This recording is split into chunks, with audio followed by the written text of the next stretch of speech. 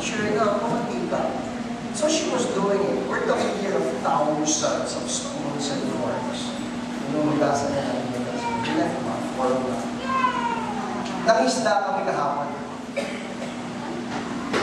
Pumunta kami sa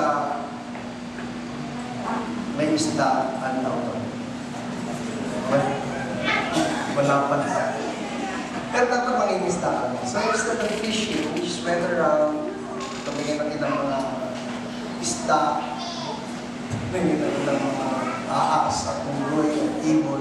Parang sa pwede. We were back before 6 o'clock. Pagbalik namin natin pa rin sa Dabao.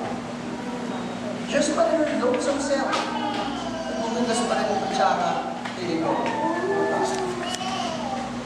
Pero I think she enjoyed it. I think she loved it. No attention to anyone. Not really ask you for her. I'm here and I'll rush you. Nice day. It's just between her and God. There's that feeling of Eureka. I found my ministry. I'm doing this for God. I'm here to glorify God. She found her place in the body. My point is this. What can you contribute? What can you contribute?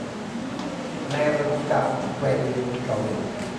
It may be something that has not yet been done in the church before, but you can start it.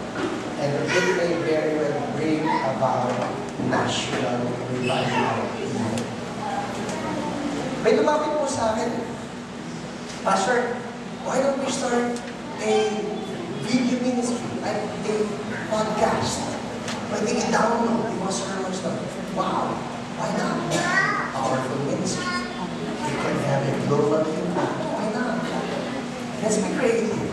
Ano pwede mong gawin? Ano pwede mong contribute? Ano ang pwede mong ibigay sa body so that the body may be built up to mature? Amen? Let's all stand up.